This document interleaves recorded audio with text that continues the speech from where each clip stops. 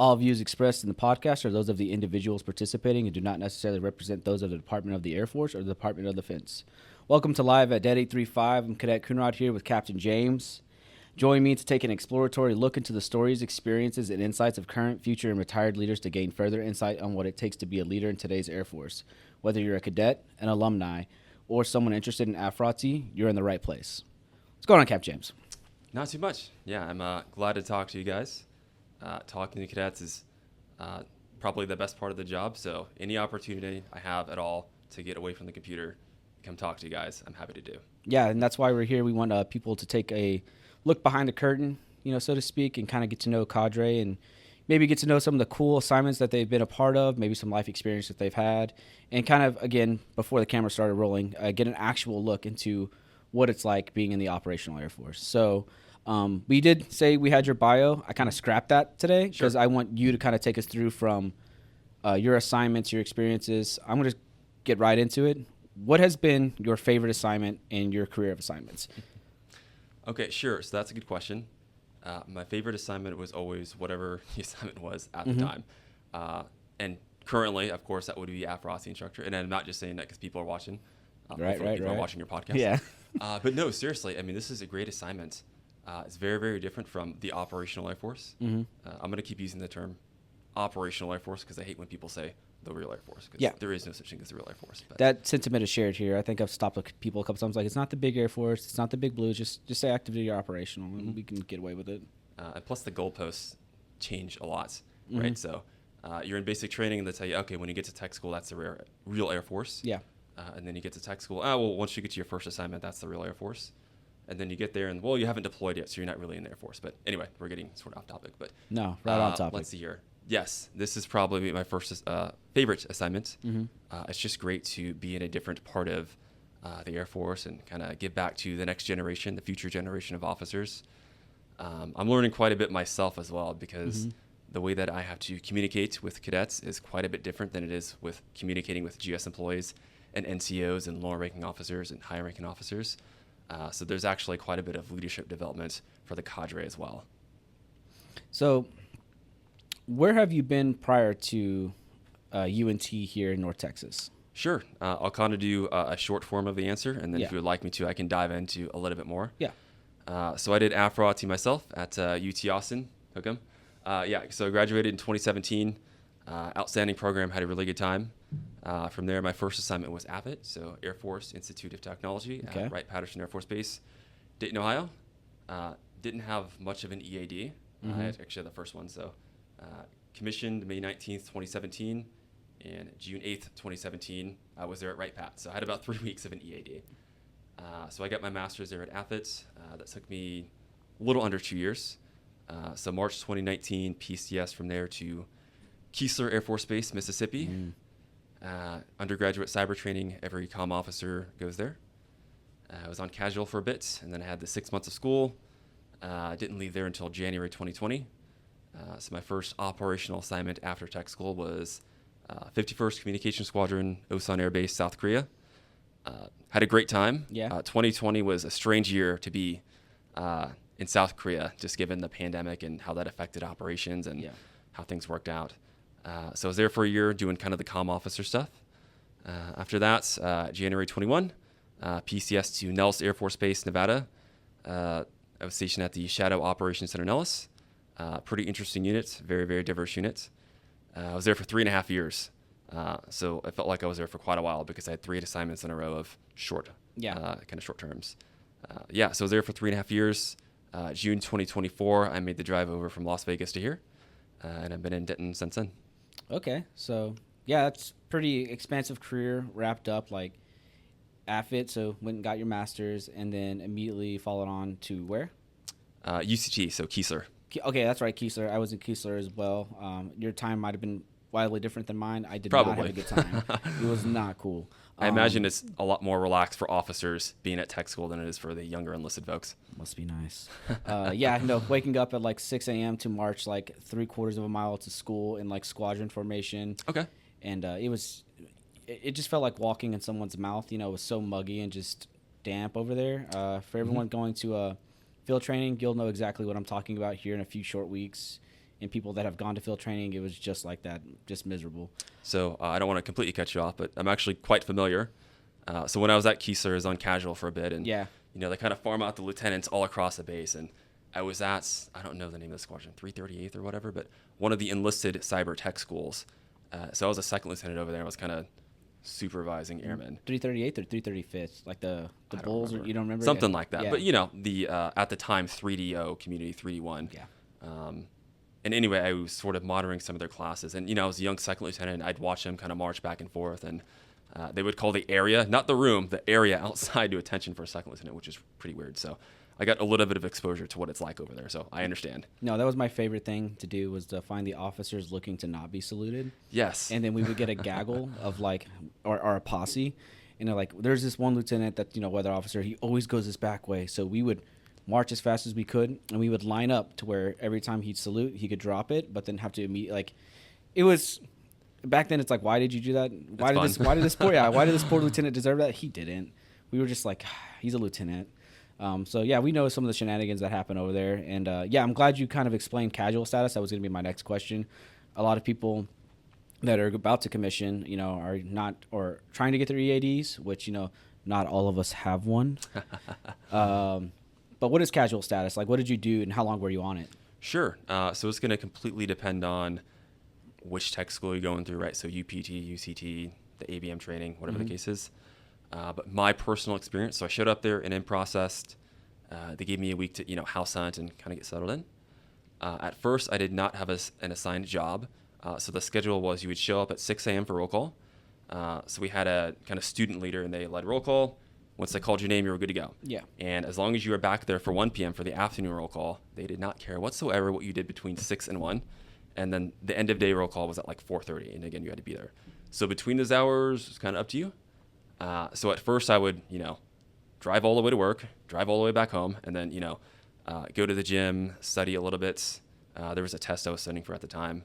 And then that kind of afternoon block, honestly, I would just hang out in the lounge and kind of talk to the students. So that was before I got assigned a job. So that only lasted about 3 weeks. At that point, Keesler Air Force Base was about a month away from a massive air show. So they were bringing folks from off base onto base and, kind of shuttling them around to go see the air show. So they needed people to go drive those 42 passenger buses. And since they had a gaggle, I like to say, of lieutenants that were sitting around twiddling their thumbs like me, a guy asked me, hey, would you be comfortable with driving a bus? And I said, dude, I drive a Honda Civic, so like I can't drive anything bigger than that. And he said, well, you don't really have an option, so you're going to go to the bus driver training. So. Wow, cool story, bro. Here are the keys to that bus. Yes, absolutely. I mean, they ask you for your opinion, but your opinion is not worth too much as a second lieutenant. I don't mean to discourage anyone that's about to commission, but anyway, so I did that for a month, just learning how to drive a 42 passenger bus. I got the official license. I don't have it on me, but so I did that, and then the air show was one day, and then I drove as a bus driver for that day. Then I got back, and that job was over, and then they sent me over to the enlisted schoolhouse. The enlisted cyber troops, at the time 3Ds, now they're 1D7s. There's a test they have to take at the end of tech school, called the Security Plus. Mm-hmm. It's sort of like a foundational 101, like IT security type of thing. Yeah. And the way they had it broken down was half of their day, they were with an NCO actively teaching them things. And the other half, they sat in a room by themselves and studied. So, half of the class would be with the NCO, the other half would be with me. Mm-hmm. So my job was I would sit in there with the students and make sure they're studying. So the NCO said, hey, LT, make sure they're not falling asleep, make sure they're not, well, they didn't have their phones, but make sure they're actually, studying. So I sat there for 8 hours a day watching 18, 19-year-old 0 stripers and 1 stripers and 2 stripers sit and study for the Sec Plus. And I figured, well, I'm going to have to take it at the end of my tech school. I might as well study for it. Yeah. So I studied for the test and took it then. So that's kind of how I spent my casual time for about 3 months as a second lieutenant. I had a lieutenant that was in a similar situation with us when we first got to our first duty station after tech school. We were in another class. My first 18 months of the Air Force was just training. And then, hey, we did train you, kind of know, and then more training. And so he was in charge of all of us. And again, he's a second lieutenant. He's like, hey, look, guys, I'm 3 years older than you. Just don't be dumb. Just, if we get lunch for an hour, be back here within the hour. Mm-hmm. Was really, really cool with us. But what really dawned on me is like the rank kind of separates us just because of the rank. Not anything else. Is that we were all supposed to be studying and like looking at weather charts and making a forecast, and then I just hear this like rhythmic, and I like look over and I see him like standing with great posture, but his eyes are closed. Of course, gotcha. And he has it down like a body tick to where his mouth is moving, but he's not like he's asleep. Mm-hmm. And I was just staring in amazement as like, I wonder how much like time that took to master that craft of being like aware but asleep. And I remember walking up to him, and then I was like, "Hey, sir." He's like, "How can I help you?" And I was just like, I would have been dazed and confused, being like, "Oh, what's going on?" I'm not gonna give his name, but I will say he was an academy grad. Okay. So I feel like they may pick up some tips and tricks on like how to blend in without being noticed. Did you ever have an incident like that where you saw someone in class that was like supposed to be studying, but they had just like frozen themselves in time to like not be caught like sleeping? Honestly, no, not really. They were super well behaved, to be honest. Honestly, I think it's because they're young enough that they're afraid of a second lieutenant, so they knew not to cross me. Yeah. Now, if they were staffs and techs, then they would kind of know how the social order works. But no, I mean, like every time I went in or left, they would call the room to attention, and they were afraid to misbehave in front of a second lieutenant. So I didn't actually have any problems at all. Yeah, that's absolutely fair. Like the first 2-3 months out of basic, I had the fear of God placed in me with anyone that had like more than 3 stripes. Of course. So if brass walked into the room, it was like not a question, just jump out of my chair and go straight to attention. It wasn't until like 5 or 6 months in that I kind of calmed down. I still had that fear of like someone coming in and kind of chewing me out, but I could totally understand why they were just like so by the book, like, oh, that's an officer. He, he's basically like the right hand of God. So you went from Keesler to Vegas? So Keesler to Osan Air Base, South Korea. And you said that's the one where you had like a weird time. I think everyone had like a weird time during the pandemic. Mm-hmm. I mean, I know for you, that's Korea, right? Yes. They had already had like the masking kind of guidance in place of like if you're sick and you go out in public, like put a mask on.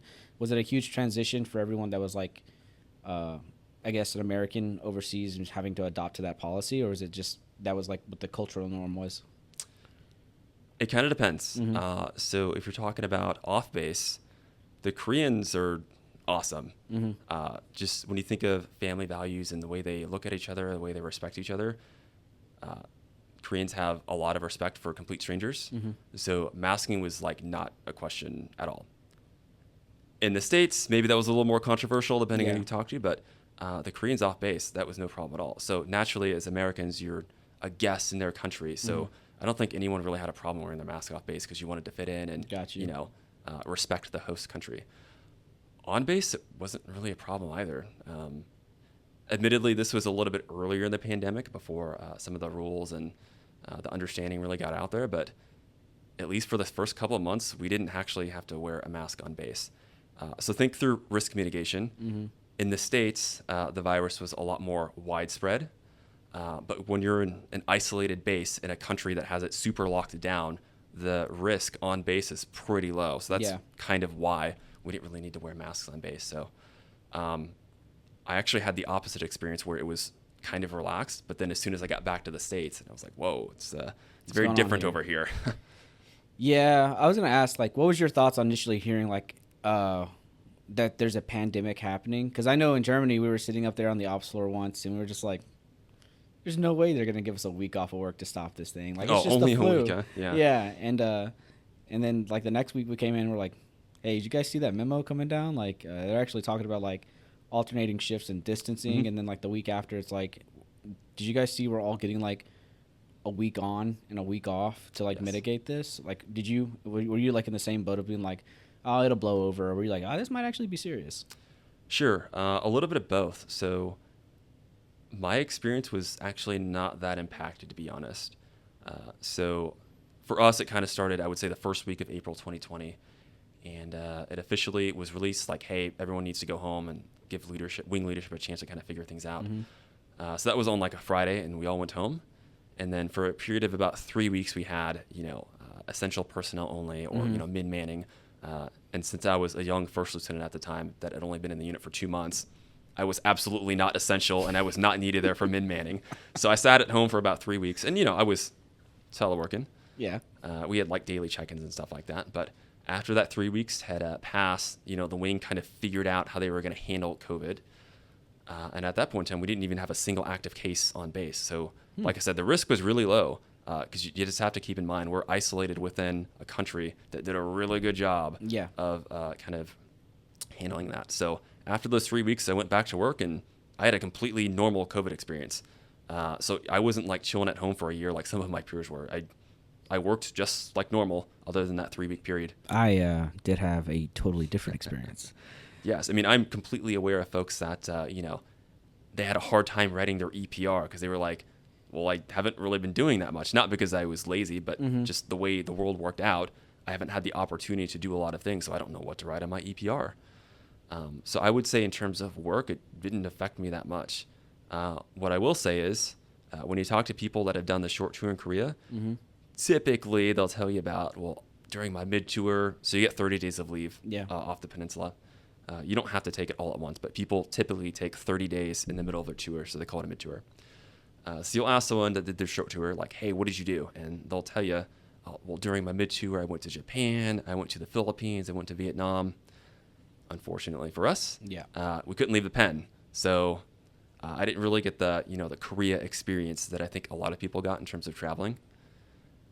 In 2020, August 2020, Tokyo was supposed to host the World Olympics, and I was super excited about it when I left the States and I got to Korea. I was like, wow, I'm going to go to the World Olympics in Tokyo. Tokyo is only like an hour and a half flight away, so it's really easy. Obviously, that didn't happen. So that was kind of my experience. So work-wise, no impact at all. But when you think of the experience of being in a foreign country and getting to explore Southeast Asia, that's kind of where it impacted me.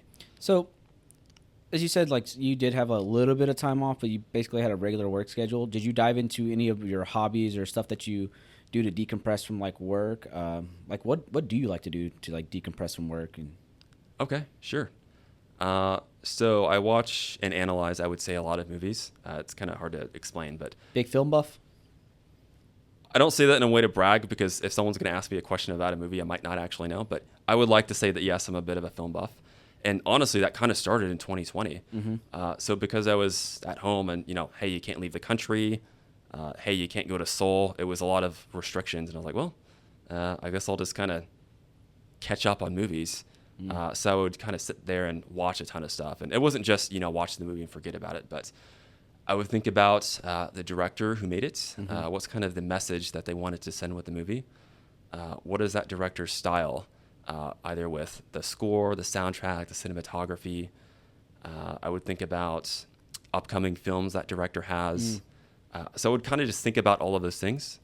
I would follow a ton of YouTubers, and I'd watch a movie, and then I'd go watch a YouTuber that I respected the opinion of, and okay, what's their stance on the movie, and did I miss anything when I watched it? So that was 5 years ago. I think that I'm slightly more proficient in that hobby, if that makes any sense, than it was back then. But I would say that's currently my main hobby, and that really started during the pandemic. Actually, I'm going to a film festival in New Orleans next week to go watch a bunch of films. So, yes. Out of the films that you've watched, which one, if we could get a top three right now, what's your like, top three? Okay, so I'll answer the question, but it probably won't be very useful. I don't say this in a hipstery way, but I try to avoid just watching, the Avengers and like whatever big blockbuster is out there. I do like those movies, but there's a whole world of things out there produced by independent directors that didn't have the backing of a $1 billion company. So just totally random answers off the top of my head. There's a 2013 movie called Locke, L-O-C-K-E, stars Tom Hardy. The entire movie is him driving in a car from point A to point B. He's the only physical actor in the movie. And as he's driving, he's having conversations with different people. So his wife and his child that he left back at home, they don't know it yet, but he's cheating on his wife, and his mistress is having a baby. So he's driving to the hospital to get to the whole point why he's in the car, like this right there. Got it. So during the course of the movie, he's talking to his family, and he's explaining to them what happened, and they're finding out. He's getting calls from the doctor. There's like medical complications. And then the third kind of plot line is he's going to miss this huge like construction project or whatever the next day because he's not going to be at work. So his boss is calling him, and he's trying to pass on details to one of his coworkers to take his spot. And I know that sounds super boring. Like it's literally 90 minutes of a guy sitting in a car talking to people on the phone. But it's actually really good. I think that when you think of a lot of blockbusters, there's giant CGI battles, which again, I don't mind them. I do watch a lot of those movies, but when you have a movie where the only thing you can do to entertain the audience and to keep their attention is have people talk, there's a lot of greater refinement in the dialogue and the way that it plays out. So I thought that was just outstanding. I'll kind of stop there. I don't want to spend the entire time talking about movies, which I absolutely can. No, I understand. Yeah, I could go on for days. There's several that I absolutely love. My wife actually hates it. She's like, you watch so many movies that are so slow, like to get into the plot. For example, No Country for Old Men. Okay. I think his name is Chigurh, the actor. I can't remember who plays Chigurh, but that actor is absolutely phenomenal. Not just in his way to approach that character, but in the way he takes that into most of his characters. And I actually started watching movies because he was in them. Nice. And I was like, that's how I got into more movies with them. Kind of like how you follow directors. I started following actors. My personal opinion, I think Leo. I used to be a big fan of Leonardo DiCaprio. Oh, DiCaprio, got it. But I think he fell off. Just like after Wolf of Wall Street or The Revenant, I was just like, I'm kind of seeing the same thing over and over again. Okay. Him. But now we gone from Korea. You had been through the pandemic, and you went to Vegas. Correct. How was that? It was good. So there was just a lot of changes in life. One, going from foreign country back to the U.S. So that was kind of going on. I had been in the new unit, Shadow Operations Center in Ellis. I'll call it Shotgun for short. I had only been there for 3 months before I promoted to captain. And the jump from first lieutenant to captain there are some jumps in responsibilities. So I was kind of getting used to that. And just in general, every time you PCS, you're learning a new mission set, you're learning a new job. So there's just a lot of changes. That unit took a little bit of time to adapt to as well because, my losing unit was a comm squadron. Every comm squadron across the Air Force is roughly the same. Of course, different leadership, maybe supporting a different mission, but they're about the same. And this unit was a bit diverse. They didn't have one specific AFSC that it was manned by. The commander and the DO were both ABM, so Air Battle Manager. But there was a ton of intel folks, both officer enlisted. There were a ton of comm folks, both officer enlisted. There were 1 Charlie 5s, which is your enlisted kind of command and control specialists.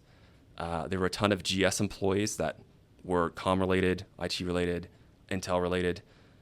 And then there were a ton of contractors. So just super diverse squadron. Yeah. And that was kind of where I learned how to work with civilians and how to work with contractors, because the way that you interact with an A1C or a staff sergeant is completely different from the way that you interact with a GS-12 or a contractor. Yeah, I would agree. Yeah, once you said GS positions were open and then you had contractors, I was like, oh, that sounds like a nightmare for communication. You got to go feed it into the GS employee, and they're like, oh, I don't answer to you, and it's like, yes, I know you don't, but we all kind of are trying to do the same thing here. We're just trying to get the job done. He's like, yeah, well, I outrank you, sir, and it's like, okay, like I'm just trying to pass you this memo. I've not those exact words, but that type of conversation I've heard many times. So typically it's either that's not in my PD. So PD position description essentially just means here's a sort of outlined list of duties that they do. So, well, that's not in my PD. Well, kind of, because the PD is intentionally written to be sort of vague. So I can make a tie between what's in the PD and what I'm asking you to do. Or there's the, well, I outrank you thing that you said. So there's oftentimes this idea that there's a scale between your GS ranks and your officer ranks. That's more of a pay scale type of thing, not a positional responsibility type of thing. So they say GS-12 is roughly equivalent to captain, GS-13 is roughly a major, and then once you get to 14, that's an 05 equivalent. So I've heard many times I'm an 04 equivalent or I'm an 05 equivalent. Well, you're not in uniform, so no, you're not. Yes. How do you deal with that, and like what's your advice whenever people use their rank to kind of like get their way? In your own personal experience, like let's say you were given an order or a directive, and instead of it coming like, hey, like this is Capt James coming to Cadet Coonrod, I understand holistically, like if you tell me to do something, like I'm gonna do it. It's not really an option. But in my personal experience, it's been like, if you've had to like use your rank in order to demand respect, I've kind of lost respect inherently for you. Are you in that same boat, or like how do you usually deal with a situation like that? Well, I guess there's two sides to that. I personally have never really needed to use my rank. That hasn't been a problem for me. Top down, that also hasn't really been a huge problem. But I Okay. mean, I suppose what I would do, it's all contextual. So if you're surrounded by people, it's probably not the best time to have an argument. Yeah, yeah. So there are times where you need to say, yes, sir, yes, ma'am. And, for lack of better terminology, shut up and color. And then after the fact, maybe that's your time to kind of talk to the person. And I would say for the most part, most Air Force leaders are pretty solid. They have a heart down there deep inside, so they are pretty open to feedback. Yeah. There's been maybe a couple times where I had to approach a major, or maybe a lieutenant colonel and say, hey, sir, perhaps we should consider this instead, and maybe this is a better way of doing so. Yeah. So I guess there's a little bit of tact that's involved, and given my personality, sometimes I have a little bit of a difficult problem with tact. I wouldn't have guessed that. No. But no, you just respect the rank as best as possible and then kind of talk to them separately. Okay. Well, I know we're running down on time. What, about 2-3 minutes left? So I want to recapture a statement you said that, and I don't take offense to it at all, because I've said this to many people, that, hey, you're going into the Air Force. A lot of our seniors are going from the top of the food chain, respectively, to quite literally bottom of the food chain in the officer corps. Do you have any advice you'd like to pass on to not just them, but anyone commissioning, as far as like how to adapt to the new challenge of, yes, you do have some authority as a second lieutenant, but how do you get them to kind of adapt to the operational Air Force? Okay, so you have your rank, which gives you some amount of respect, some amount of authority. But then there's also the person. So in Band of Brothers, I think there's a line. It's you salute the rank, but not the person, or something By major like that. winners, yeah. Yes, exactly. It's been a while since I watched it. Yeah. Bottom line, people are going to respect your rank first when they first meet you and they don't know who you are. And then over a period of time, once you've sort of proven yourself, then they will respect you as a person. So as a second lieutenant, that's your challenge. You have to get in front of those NCOs and those airmen and do your best to kind of win over their respect and establish a bit of credibility. And that can be difficult. Sometimes the best way to do that is to roll up your sleeves and kind of do the job with them. So if you're an aircraft maintenance officer, wouldn't be a terrible idea to roll up your sleeves and get on that jet a couple of times just to show that you are human as well, and that you don't have a chip on your shoulder. Accepting that you don't know everything, or perhaps you don't know anything. So just asking lots of questions and understanding that you outrank someone, that doesn't mean that you're going to know everything over them. So that's kind of where I would start. And once you've kind of shown a little bit of credibility, a little bit of humility, and you've earned the respect of the people that you're working with, that absolutely will kind of catapult you. And an NCO that trusts you and respects you will bend over backwards to bail you out of a situation. That I can vouch for, absolutely. Well, I think we're at the end of our time here. I'd just like to say thank you so much for giving us an insight to your experiences, some of your hobbies, and life advice going into the Air Force. So appreciate you, Captain James. Awesome. Thank you for the invite.